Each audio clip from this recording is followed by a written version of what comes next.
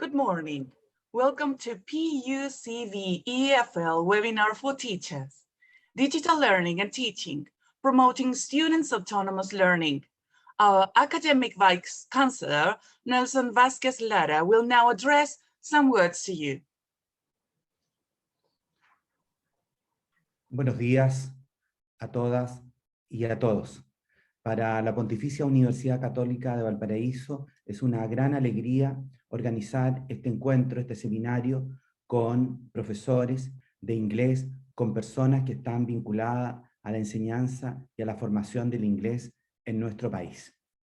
La Pontificia Universidad Católica de Valparaíso hace muy poco actualizó su modelo educativo y se comprometió a muchas cosas, entre ellas a formar a los futuros profesionales del siglo XXI en un contexto nacional y mundial globalizado. Estamos conscientes que nuestro país hace más de 30 años abrió sus fronteras y ha desarrollado un camino creciente de mayor internacionalización. Y en consecuencia nuestra universidad, que forma personas para el siglo XXI, tiene que ir cambiando y mejorando su proceso formativo para adecuarlo a las necesidades del mundo del trabajo y el desarrollo de la disciplina y las distintas disciplinas que tenemos en la institución. En consecuencia, nuestro modelo educativo se hace cargo de este desafío de la formación de inglés. Al mismo tiempo, hemos indicado que una de las 8 competencias de formación fundamental que es transversal en la universidad sea la formación en inglés, el aprendizaje del inglés como segunda lengua. Por esa razón, hace 10 años creamos un programa que tiene por finalidad enseñar en forma transversal a todos los estudiantes que ingresan a nuestra universidad un inglés básico que le permita comunicarse, interrelacionar como profesional en el mundo del trabajo. Hemos hecho numerosas actividades y la formación ya está dando su fruto. Tenemos un convenio con la Universidad de Cambridge precisamente para fortalecer todas estas iniciativas que van en pro de nuestros estudiantes. Al mismo tiempo, formamos profesores, formamos traductores e intérpretes a partir de nuestro Instituto de Literatura y Ciencia del Lenguaje. Formamos profesores hace más de 70 años y hemos tenido numerosas generaciones de profesores de inglés formados en nuestra universidad que entran sin saber inglés y terminan hablando inglés. Este es un gran desafío en todos los contextos y en todos los tiempos. Hoy día podemos decir que todos los jóvenes que terminan de nuestro programa de inglés salen certificados al más alto nivel y además a través de la Universidad de Cambridge, a través de su certificación. En consecuencia, no solamente creemos que lo estamos formando, sino tenemos evidencia que están bien formados. Y por lo tanto, nuestros profesionales que enseñan el inglés, que usan el inglés para comunicarse en su vida profesional, claramente tienen el dominio adecuado para enfrentar los desafíos del siglo XXI. En consecuencia, quiero agradecer a todo el equipo que ha estado trabajando en esta iniciativa, al programa de inglés de la universidad, a nuestro Instituto de Literatura y Ciencia del Lenguaje, que ha estado colaborando fuertemente al programa de Pedagogía en Inglés, en un seminario con una participación tan amplia, tan vasta en este momento. Agradecer, por supuesto, a nuestro invitado que aceptó la invitación de dar una conferencia, y una conferencia tan atingente a los temas que nos preocupan en nuestro país. Sabemos como universidad y como país que tenemos grandes desafíos, pero en la medida que vamos generando iniciativas, programas, bien hechos, bien estructurados, focalizados en las necesidades reales, iremos enfrentando esos desafíos en los próximos años. Muchas gracias a todas, a todos, por haber aceptado la invitación de la Pontificia Universidad Católica de Valparaíso, y estoy seguro que este seminario será una vez más un espacio de aprendizaje. Buenos días.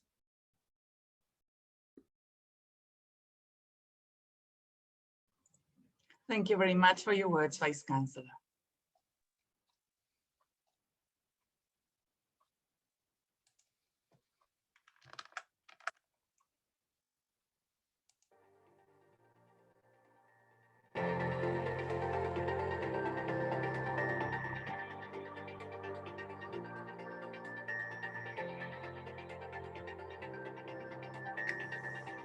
Good morning. My name is Claudia Parra, and I'm the director of the English as a Foreign Language program at Pontificia Universidad Católica de Valparaíso. We are pleased to offer this webinar as a gift to mark our 10th anniversary of a program that has seen substantial growth and accomplishments during its first decade. Around the world, coronavirus has affected everyone. Teaching from home has been very challenging. It has created challenges you have had to adapt to as teachers, but it has also been difficult for students and parents alike. All of us have had to go through great changes to balance life at home with teaching and learning and new experiences in difficult circumstances. We understand that you have had to adapt quickly to new ways of teaching and supporting learners, and that we as teachers are working in circumstances that are changing daily.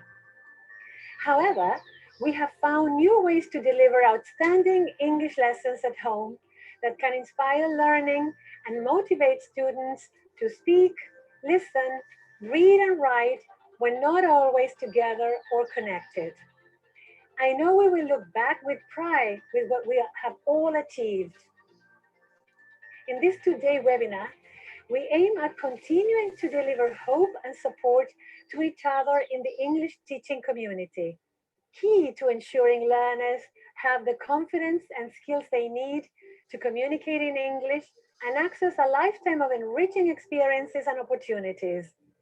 Our role as teachers is vital in helping students reach their whole potential.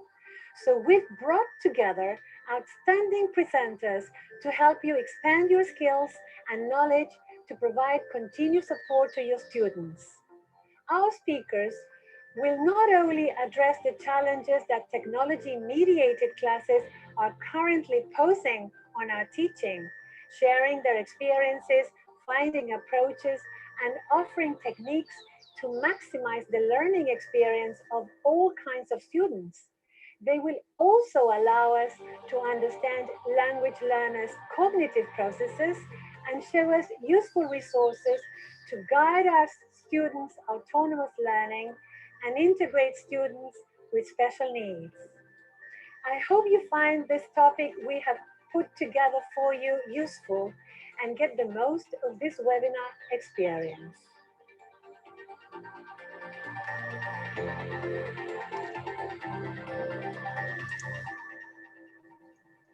Thank you very much for your attendance. My name is Daniela Guerra. I'm a teacher in the English program at PUCV. I will be responsible for conducting this presentation today. This two-day event features 8 speakers who will share their expertise in the areas of cognitive processes, digital tools, and autonomous learning. For more information, do not forget to visit our website. This presentation lasts approximately 30 minutes, during which you will be able to write your questions to our speaker using the Zoom chat. Questions will be answered during the 10 minutes allotted at the end of the presentation. Without further ado, I will now hand you over to Dr. Janet Fonseca, who will introduce you to our first speaker, Russell Stannard. Thank you, Daniela.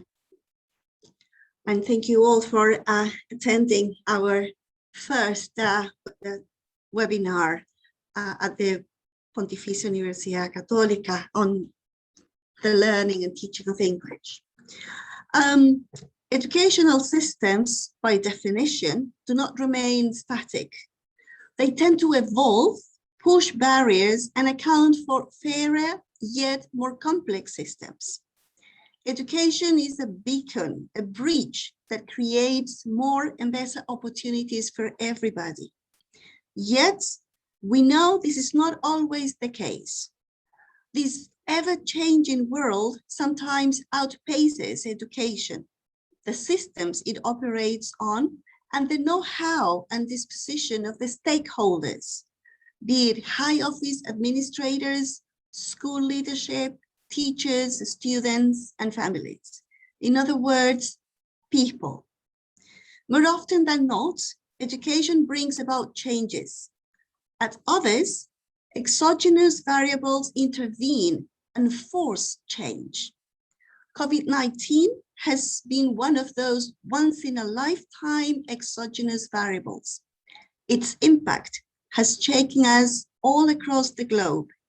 Online education is no longer a far-fetched scenario. It is here with us every day, every class, in every decision we make. Demands for teachers and students alike have never been greater and more challenging.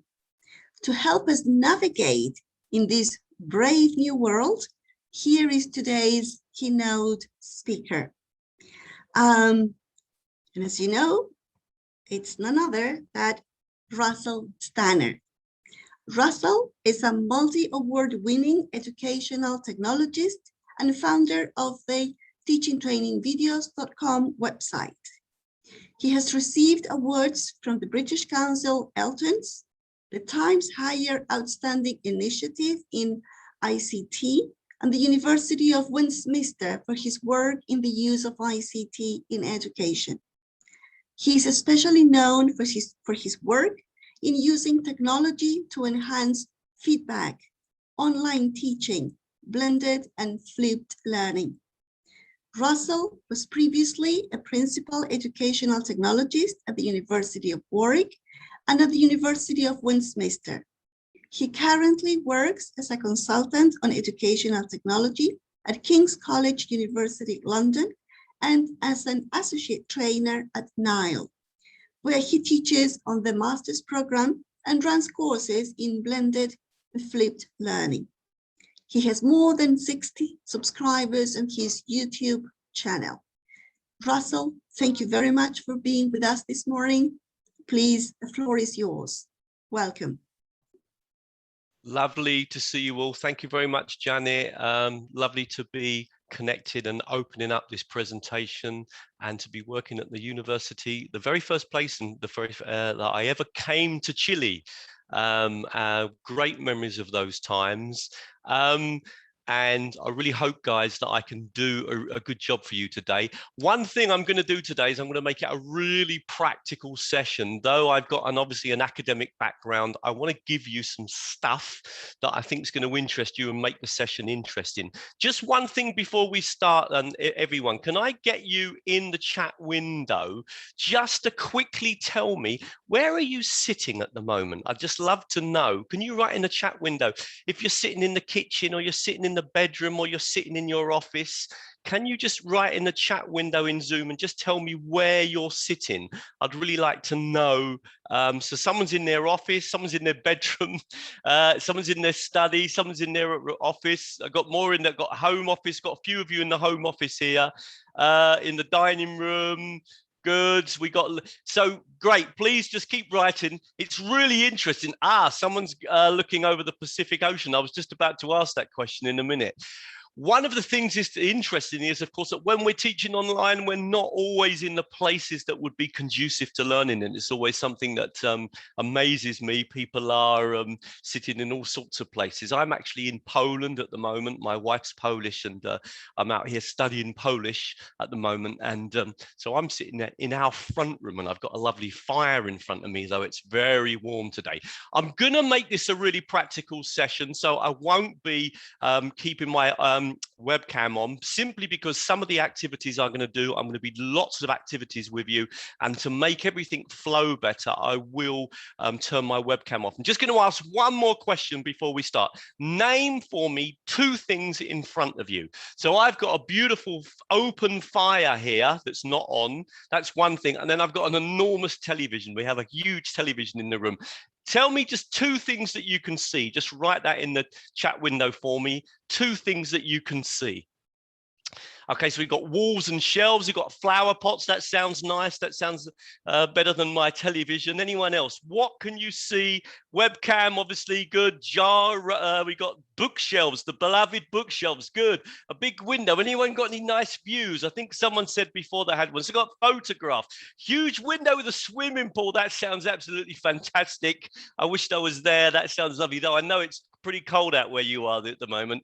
Okay, someone can see their bedroom, someone can see a second computer, obviously very technically proficient now, and a picture of my niece. Oh, that's lovely. Right, okay, guys, I'm going to turn off my webcam now because we're going to dive straight into the first activity. Now, one thing, just very quickly, I run a website. That website, I show technologies to teachers, how to use technology. You can imagine my videos on Zoom. Some of them got played more than 500,000 times. I had lots of videos on Zoom when everyone started out. What was the most popular technology on my website then? 60,000 YouTube subscribers, all teachers, all making use of my website to teach, mainly to teach languages and mainly to teach English. Number one technology in 2020 and 2021 was definitely a technology called WordWall. Now, I'm hoping that you've already seen it, some of you, and if you haven't, this is going to be fantastic. But if you have, what we're going to do now is show you, first of all, we'll start simple. We're going to try and make the session a little bit more interesting and show you how you can kind of use this technology and link it together with other technologies. So I'm going to do a quick screen share and I'm going to jump over to my presentation. Okay, and I'm going to jump over to WordWall. Everything I show you today, guys, everything I show you today, I'm going to give you a handout where you've got videos that show you how to use these technologies. When I suggested this technology on my website, teachers went absolutely mad. I had hundreds and hundreds of teachers immediately contacting me. And what I'm doing is I'm going to quickly show you why this technology is so good for us in teaching. And we will talk a little bit about it in a moment after we've done a couple of results. If I click on my activities, you'll see that there's a whole range of activities that we can use this for. And I'm going to just do a really simple one with you just to show you how we can do it. So I'm going to click here on this one here. This website, the brilliant thing about this website as well is that you can sign up for free. You can use up to 5 games for free and you can edit and use them again and again. I'm just going to make sure that if I do a new show, make sure that you can hear the audio as well. All right. So I'm going to get you to do this activity in a minute, but let me just quickly show you. It's a very simple. It took me 5 seconds to make this. Okay, I literally just wrote a few words and clicked a button, and you'll see in a minute just how powerful this is. But then we're going to talk about how we bring this into our teaching and learning and why it's so. So what I want you to do here in this activity is basically you've got to start with always being the highest frequency, and then very often would be next, and then often would be next, and then afterwards would be sometimes. And then next would be occasionally, and then we'd have rarely, and then we'd have very rarely, and we'd have never. One website that allows you to make up to 36 different things. Now, if I do different activities, if I click on submit now, it gives me immediate feedback on that activity. Now, that was a super simple one. I'm going to quickly get you to do this. When we're teaching online, and I'll come back and show you lots of other things about this website in a minute, but when we're teaching online, this website is brilliant because when we're teaching online, we often need to check understanding of our students. But of course, we could use this in class. Students can access this through their telephones as well. I'm going to click on the share button and get you to do this activity. So I just click on share. I click on set assignment. And I'm going to ask for your names. I'm going to click on start. It's that simple. I'm going to copy that link. And now I'm going to come back onto, so I'm going to stop sharing my screen. And in the chat window, I'm going to paste this in. And I just want you to click and do that activity. So this is really just for those people that didn't know about WordWall. And what I'm going to do in a minute, though, is show you some more interesting things about it. Can you just quickly do that activity for me? And as you're doing the activity, I'll talk a little bit more about it. And when you finish the activity, guys, can you just write in the chat window done, so I know you've done the activity?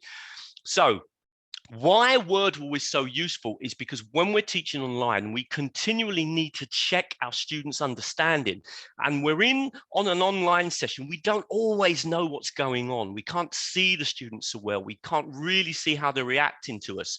So there's a real need to quickly check understanding. And the brilliant thing about WordWall is that it gives you 36 different games. So you can add lots of variety in to the technology. Now, as I said, when I first presented this technology about 1.5 years ago, people got back to me in their hundreds. I think it was the biggest response I've ever had to a single technology in such a short space of time.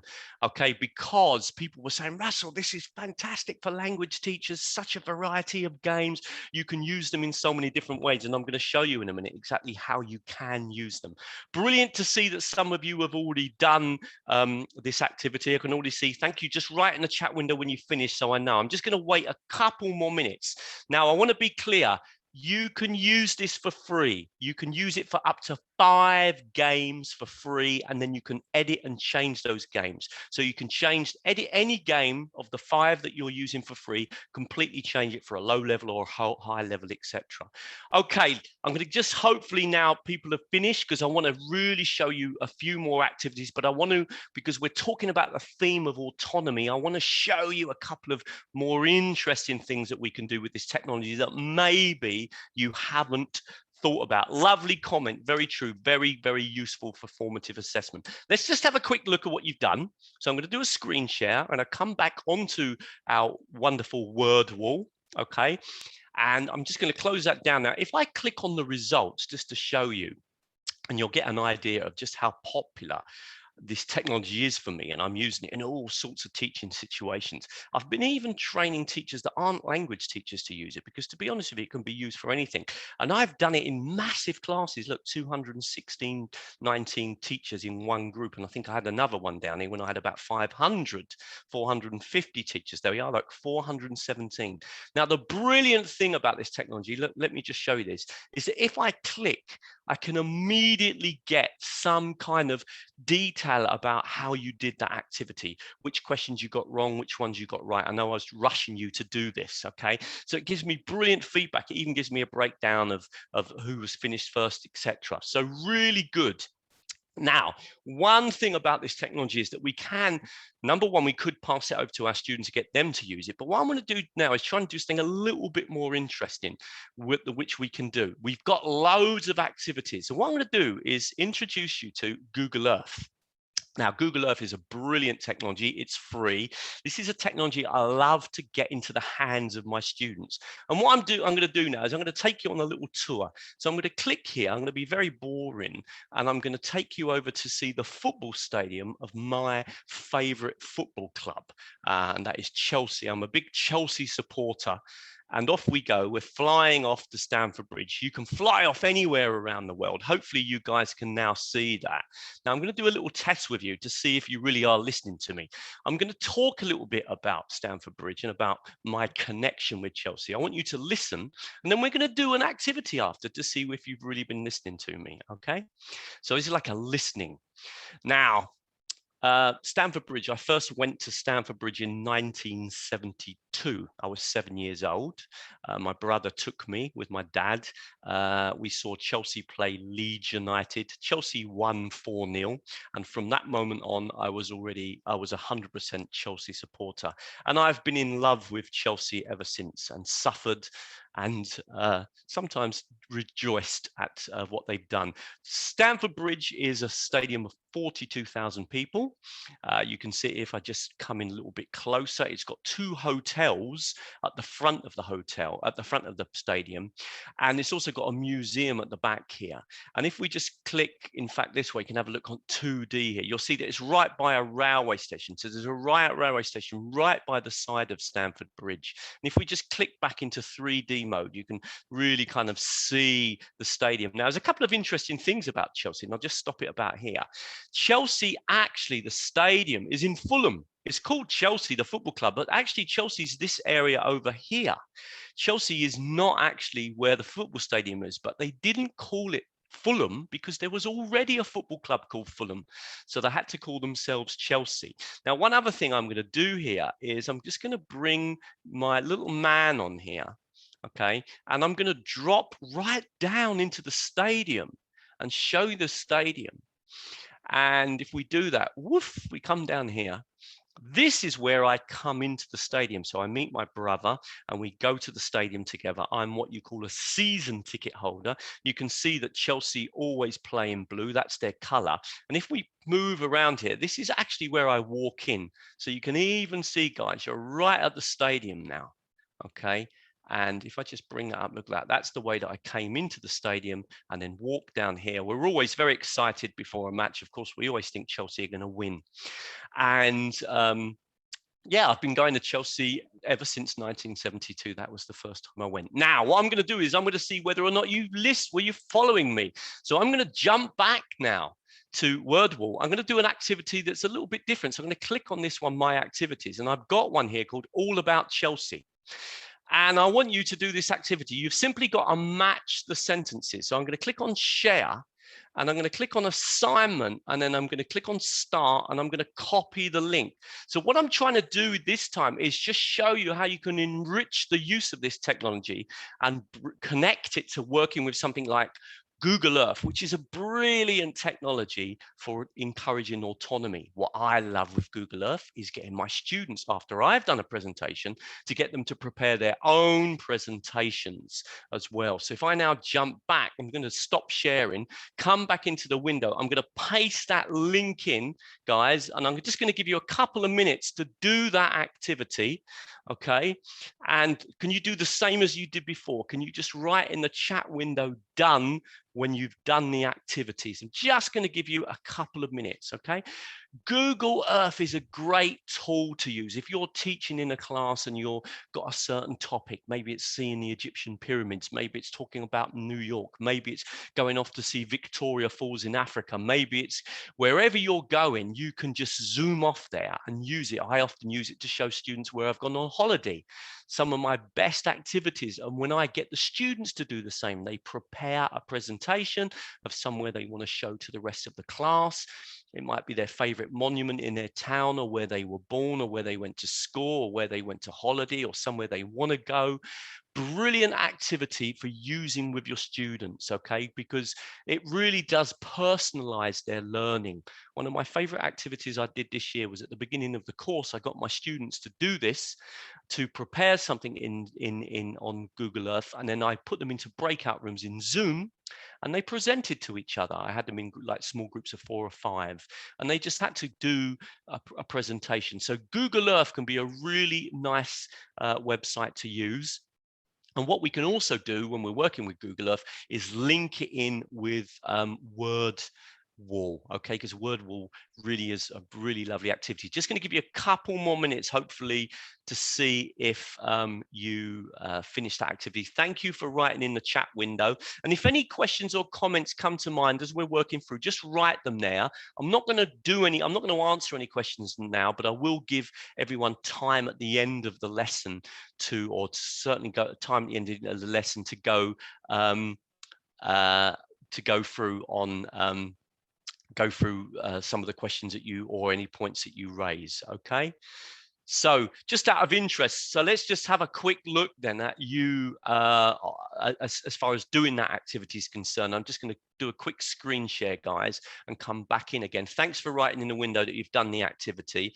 Glad to know that some of you are already using this technology, all right? Because as I said, it hasn't been around for a long time, but it's very quickly got very popular. If you pay for this technology, and I don't know what it costs to pay for, all I do know is it's actually not too expensive, and obviously it would then give you access to all 36 games. So I'm going to click on the results, and again, let's zoom down to that one and just have a quick look. Someone might know what the price of the technology is actually, but as I said, you don't need to do this. Okay, 16 of you have done that activity, and I'm going to see how careful you've been. Whoa, I'm impressed. A couple of you got a couple of questions wrong, but basically everything was correct. So you are actually listening to me. Well done. Okay, I'm a season ticket holder. The stadium's got 2 hotels next to the stadium. Sorry, I didn't mention it was near the River Thames. So that's my fault, actually. I forgot to include that. Okay, so well done, guys. Loads of information. So it's brilliant for formative assessment, brilliant for checking the understanding of the students. But also remember what I've said about Google Earth. Think as many times as you can about when you can bring Google Earth into your lessons, whether it's the beginning to present a new topic, whether it's to get your students to do presentations, okay, or whether you want to do a presentation and bring a certain place to life. I've used it in lots of different ways. If we click on create an activity just really quickly, okay, you can see here the number of activities that are available to you. I've just given you a quick taster. Now I'm going to give you a little bit of a naughty tip now. If you want to use this technology for free, you get 5 free games that you can edit anytime. One thing you could do is log in with 2 different email addresses, and that way you've then got 10 games. Okay, and that way you can use 5 on one email address and 5 on the other. So if you don't want to pay for this technology, you can do that. And that's actually what I did. I had 2 email addresses and I was logging on 2 different email addresses, 5 games on one, 5 on the other.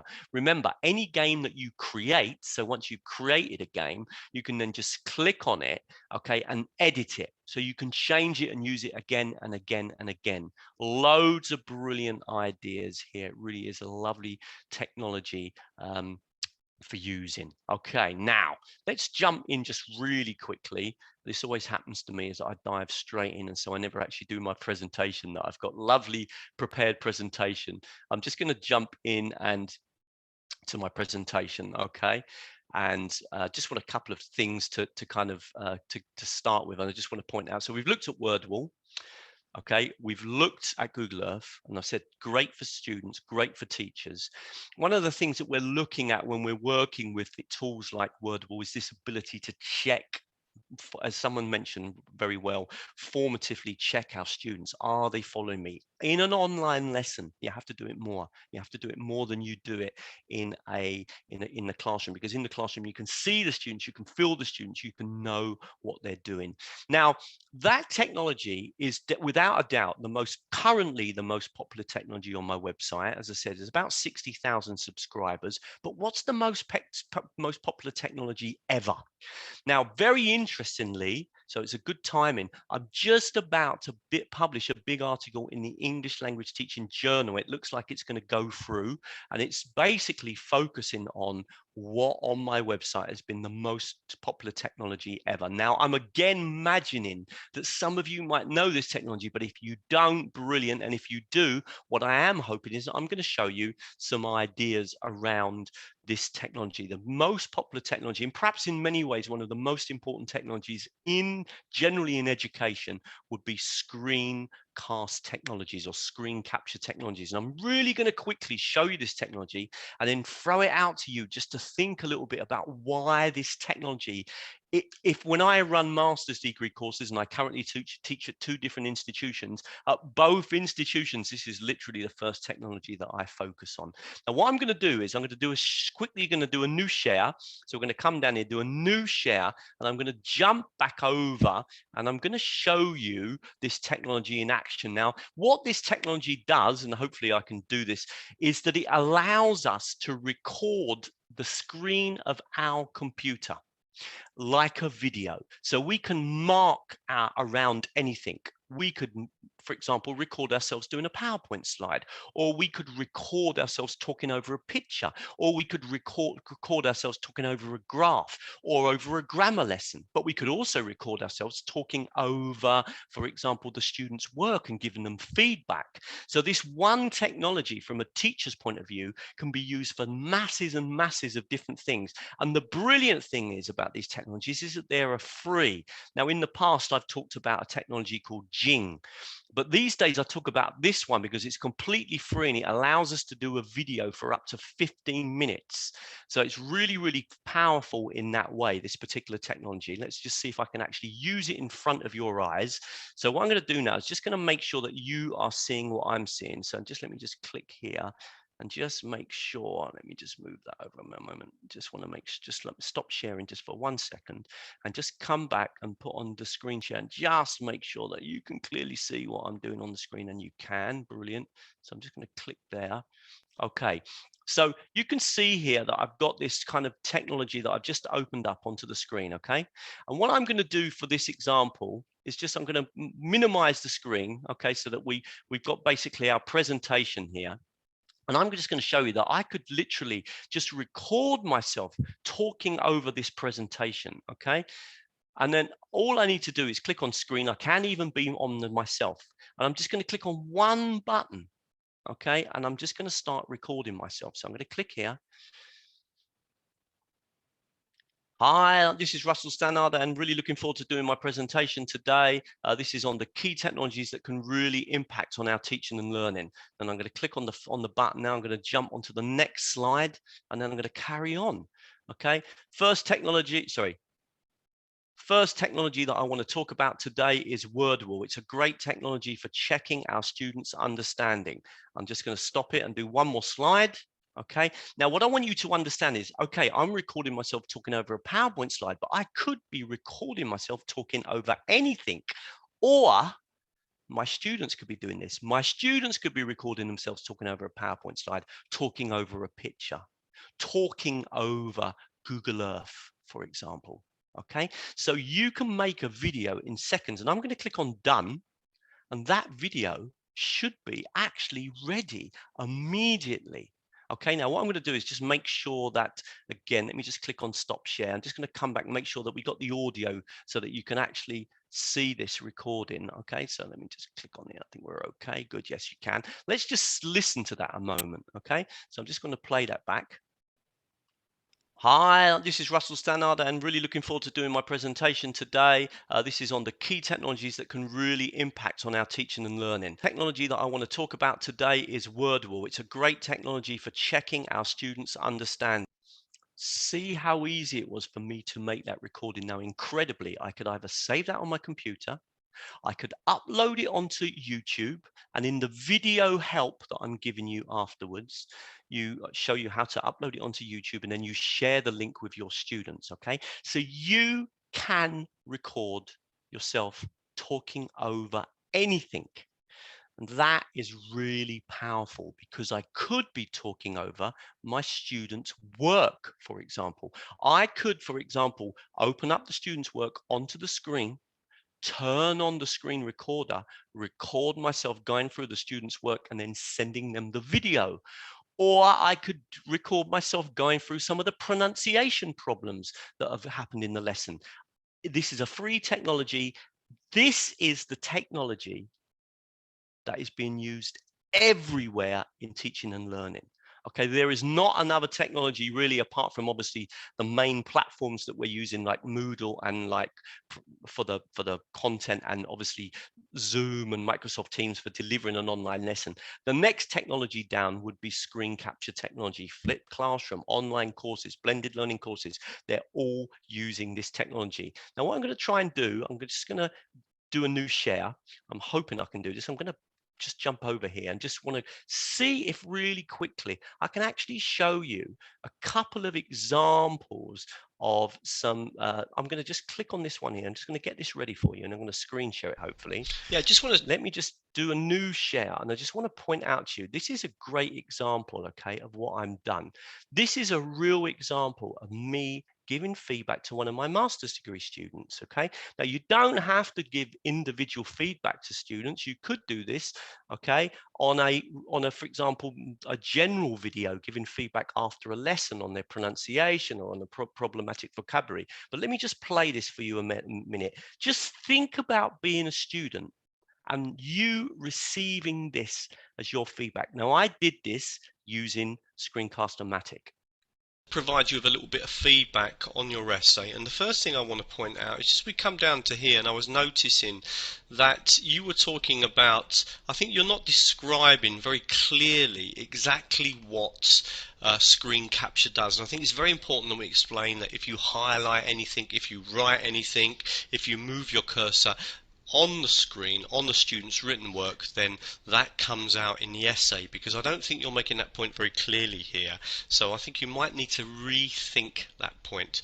Another little point I just want to bring up is here, you use the word live. Now, I think live is not really the right word. Just think about that way of giving feedback to your students, okay? Now, I'm going to actually just show you another example really quickly, okay? As I said, what I've tried to do today is show you currently the most popular technology on my website, which is WordWall, but also what overall is the biggest and most popular technology, and it would be screen capture technology. And it's incredible to think that that technology is free. I'm going to jump back really quickly and just show you another example. So let me just prepare it in the background. So I'm just going to click and get another one open, and I'm just going to show you, look at this one here. This example, okay, and I'll just screen share it with you now, is where I've had a group of students, and this time what I'm doing is I'm giving them feedback as a group. So I've been in the class with the students in this particular case, but this could easily be online. They've been doing presentations, and then I've gone home, I've listed the problems, and I've done one video that I've sent to all 30 students in one go and given them feedback on how they did their presentations. Let me just quickly play this to you. Okay, imagine how quick this is for me to do this feedback and how useful it is to the students. They can play back the video every time they go to do a presentation.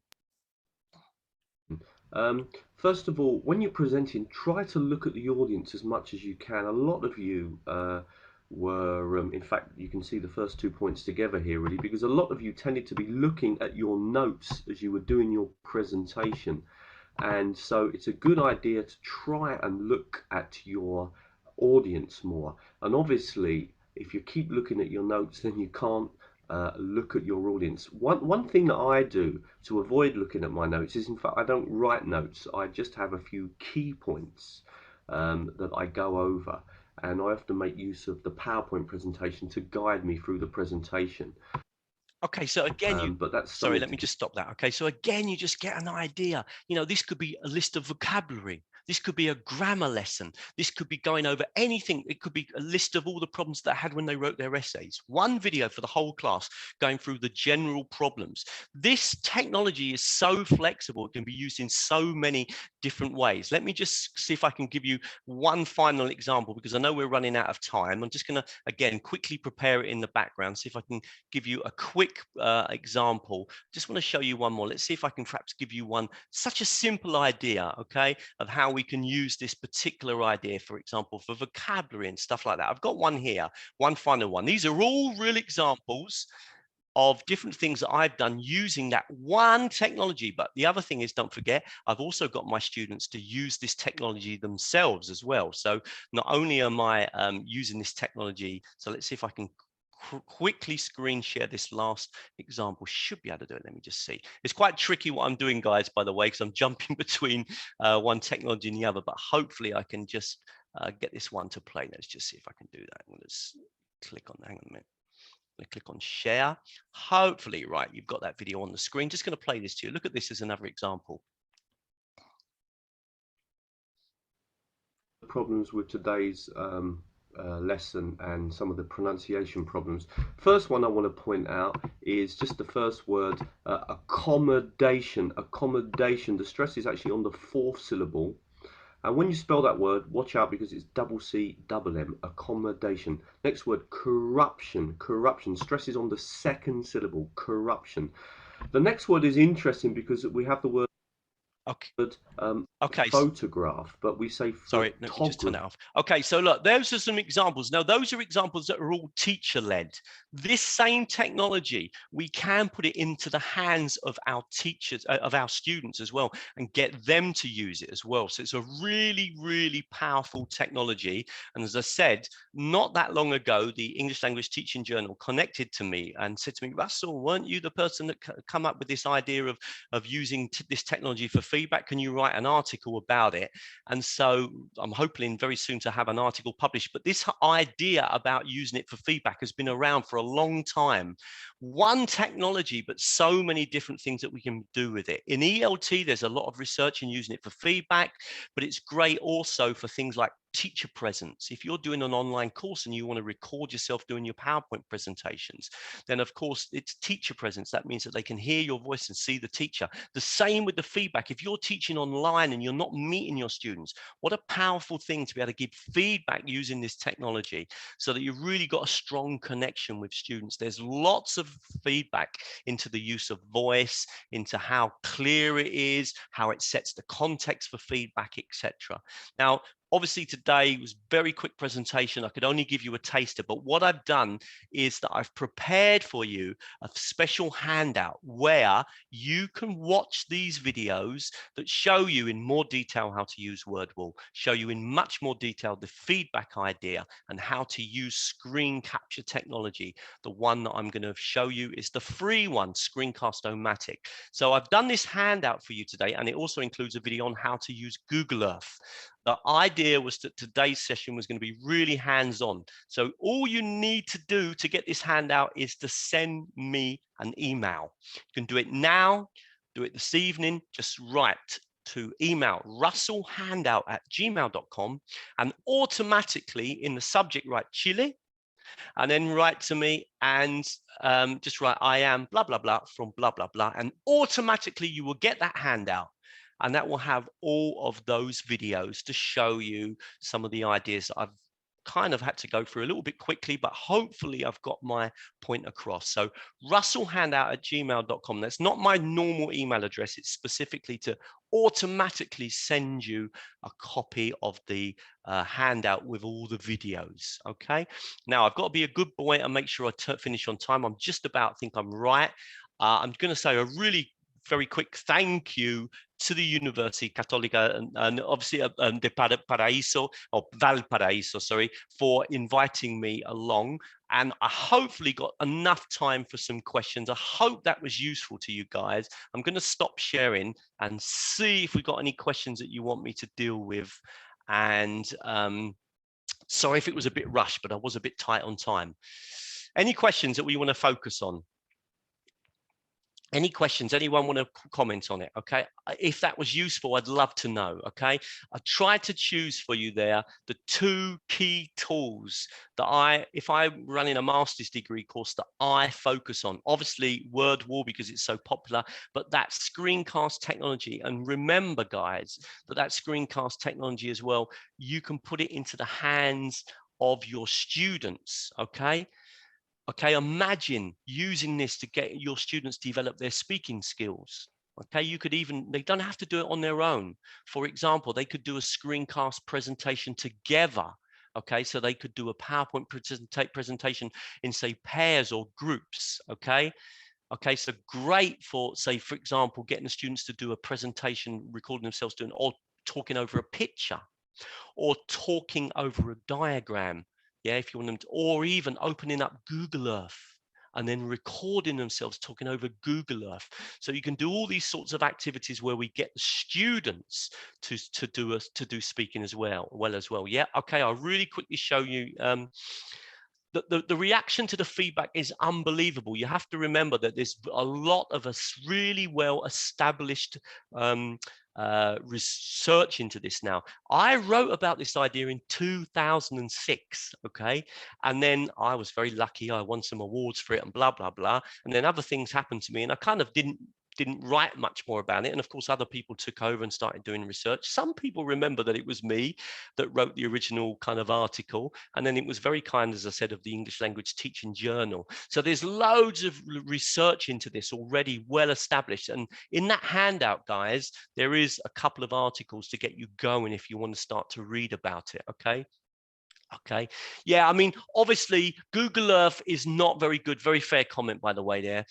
Google Earth is not a very useful technology if you've got a really slow internet connection. However, Screencast-O-Matic isn't that heavy. Okay, so, you know, it's free. You can make recordings and upload them onto YouTube, or you can also, of course, share the videos directly. I'm just going to quickly screen share just because someone's asked me to. Let me just jump back in a minute. Sorry, let me just come back onto the thing. Just going to really quickly screen share my website. I don't normally do this, but since someone's asked, I will do. All right. So my website is it's a pretty popular website. The actual website itself gets around about 1,000 visitors every day. Okay, just go on there. There's a lovely, all different technologies at the top of the screen here. It's all to do with language teaching and technology. There's these new sections that I'm building, like, for example, digital skills, free tools, lesson ideas. And then if you want to sign up to my YouTube channel, you can do so here. Okay, if you want to subscribe to my YouTube channel. I mean, the whole idea of this website is basically I make videos that show teachers how to use technology. So if you want to make use of that, it's called teachertrainingvideos.com. Okay, I'm just going to jump back and just see if anyone else has got any more questions before we kind of close. Thank you very much, Russell, for your presentation. We've got some questions for you in the chat. We can see Sandra Hernandez from Chile. She said that she really liked Google Earth activity. We also have a comment saying that now with the Olympic Games is also very useful, right? Brilliant. What a lovely idea. What a lovely idea. Thank you very much for sharing your YouTube channel, because they were asking for it, right? Okay. There's one question. How your students react when they receive this kind of feedback, the one you were mentioning? Can you share that, please? Right. I mean, listen, there's a really important comment to be made about this feedback. It's a lovely idea. You can either do it individually or as a group, okay? But you've got to think about what you're going to get them to do with that video. The students love it. They think the feedback is clearer. They get more feedback. It's better contextualized. A lot of people like the fact that they're getting both the audio and the visual. They know exactly where the feedback comes. You can provide way more feedback in a 4 or 5 minute video. You're talking about 700-800 words of recorded feedback, so you can provide a lot more feedback. What you must do, though, is think, how are you going to get students to use the feedback? Are you giving them feedback on their first draft? Do you want them to respond to the video, for example, to say, well, I've taken from the video the following points? You need to make the process a bit more dialogic. It's the one big criticism of the idea. So look at ways to, when you make the videos, that you get the students engaged. Make sure that they really make use of those videos when they are doing, when you make them. Otherwise, that then the value of them's been lost. But they're very popular with the students. The students love them, especially on online courses. It's a really popular way of giving feedback, because you don't meet your students, and so they love that extra kind of contact they're getting with you. That's right. We also have a question from M. It says, do you know if this technology is functional for students with weak internet connections? Google Earth is usually very heavy. No, definitely. Google Earth is heavy. There's no doubt about that. And I said that, and I make that point. No, Screencast-O-Matic. And when you make a video, just upload it onto your YouTube video, and then set the video, and it's all in everything I've done. Set the video that you upload onto YouTube as unlisted. And in the video help that I've given you, the handout, I show you how to do that. Okay. So I didn't do it today because of time, but it's very simple. You just upload the video, and then you can share the link to the video to YouTube. Now, videos on YouTube are compressed, so they obviously, hopefully, people are going to be able to play them back. Obviously, the limitations of the internet are what they are, but you should find, and of course, when you make a video, you don't have to make it full screen. You saw how I just made it on a smaller. If you make the video a bit smaller, then obviously it's not going to be so big. It's not going to take up so much demand on the internet. Good question. Thank you. We are still waiting for some other questions that people can share using the chat. Meanwhile, I was wondering if you have ever thought about giving tasks to your students, maybe homework, where they can use these, for example, word wall or this screen recorder. Do you think it is effective to ask students to use them as a task? Daniela, it's absolutely lovely question, by the way. It's absolutely massive in the work that I do. And I have to say that you have to think about this over a period of a lesson and homework, and perhaps even another lesson. You can't, for example, I've done loads of speaking activities, loads of work around this idea. And what I often do is I do the preparation work in the class. I might even start by showing them a model. And then I'll get them to discuss things and plan their recordings. Let's say if they're going to do a PowerPoint recording, and I will limit it normally to 5 slides. Okay, so or limit it to say, right, the video can only be 4 or 5 minutes. So make sure that the preparation work is done in the classroom, and then the students can do the recordings for homework, because sometimes it's quite difficult to do a recording in the class with all the noise. So let them, so it's like almost like the flipped classroom in reverse. However, what's really interesting after that is when they come back to the class, put them into groups, and then they can play their videos to each other. One thing that you can do is even have a class YouTube channel. So you can create a channel on YouTube, okay? And then you share that that link with the other students so that they can then log in and upload their videos onto there. They can upload their videos in lots of places. They can upload it onto Google Drive. They can save them on their computer, share them on a USB stick, or they can upload them onto YouTube. So for me, this is a really big thing, because one of the big openings for me was this whole idea of saying to my students, your homework is to record yourself speaking. That for me is almost like a revolution. You know, I go back to teaching in 1987. That would have almost been impossible unless you'd asked them to record on a cassette player. So yes, I would really encourage you to do this, but it needs planning. You can't just say, right, do a recording tonight. No, you need to plan it all out and obviously show the students how to use Screencast-O-Matic as well. It's free, 15-minute video.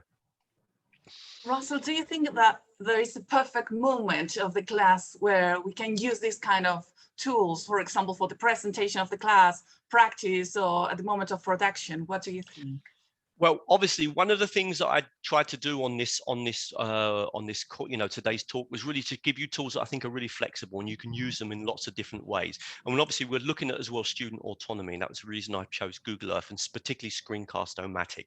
I love with these technologies, and you made the point there, Daniela, start with you using them, you get confident in them, you make sure you know how to use them, then pass them over to your students. As you said, get them to use Wordable, get them to use Google Earth, get them to use Screencast-O-Matic. That becomes almost kind of, you know, that's groundbreaking in terms of what we're trying to do with our students, because you're giving them technological skills and you're making the lessons interesting, way different to how they might have been 30 or 40 years ago.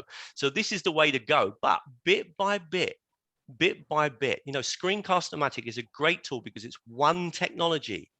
Feedback, pronunciation, vocabulary, getting students to record themselves speaking, you know, so many different ways you can use that one technology. These are the technologies we love, where it's one technology, but so many different things that we can do with it. Yeah.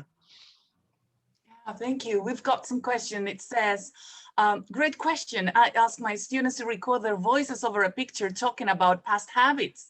It was amazing. Students are super creative. They can use different apps where they are familiarized with, like TikTok. TikTok is, they love it nowadays, right?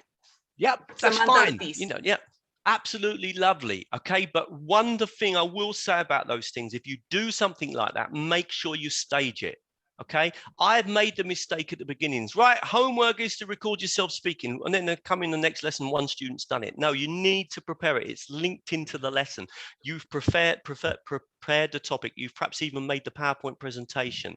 You've even showed them how to use the technology or given them some options, because students themselves know how to use screen capture technology. And then the homework is to do the recording.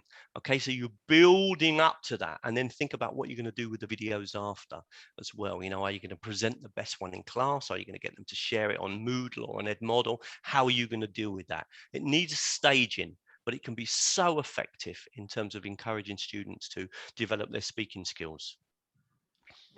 Definitely. Macarena Alvarez agrees with you with the idea of sharing the channel, the YouTube channel. She also says that you can share a Google Drive folder, right, with your students. Absolutely, guys, there's so many options. I mean, some of you are mentioning Flipgrid. That's another option.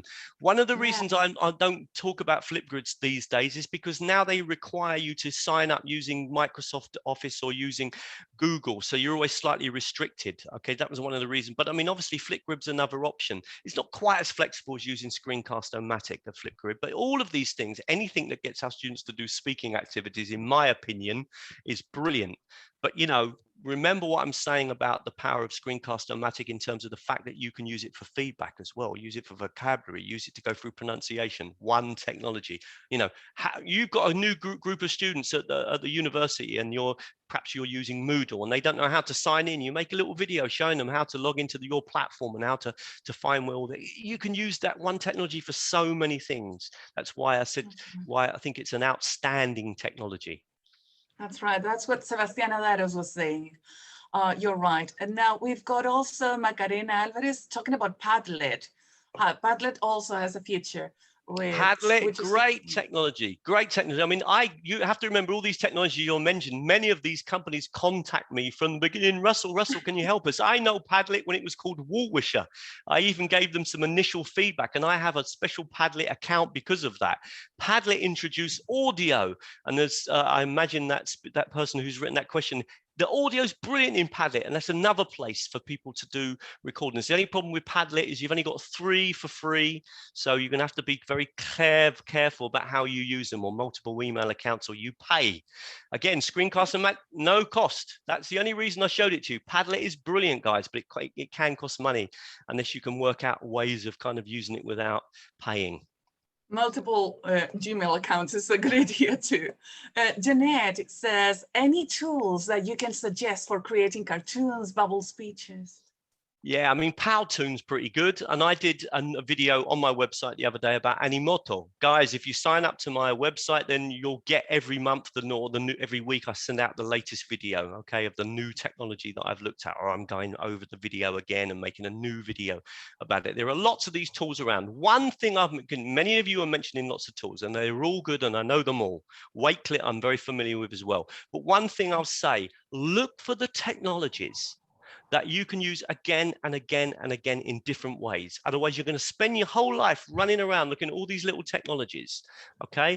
And yes, there are masses of them. I could tell you about hundreds of them, but there are key ones. And Screencast-O-Matic is in that category. So is WordWall, because WordWall has 36 games on one technology, okay? And this is what I always try to do. I would put Padlet in that category as well. There's lots of activities now in Padlet, but try to find those technologies that can really save you time. Otherwise, you're going to spend all your life looking for 101 different technologies to use, and we just haven't got the time. Thank you very much. Once again, we thank you for your participation, and of course, our speaker, Russell Stannard. It was a pleasure listening to you.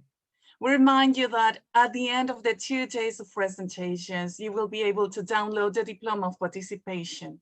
Thank you very much, Russell. Would you like to say any words to our attendees?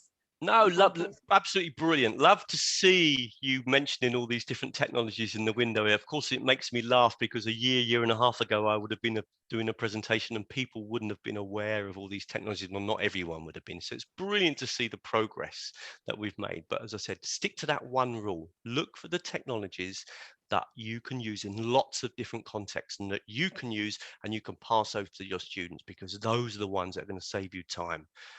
Really good luck with the rest of the conference. Thank you very much again.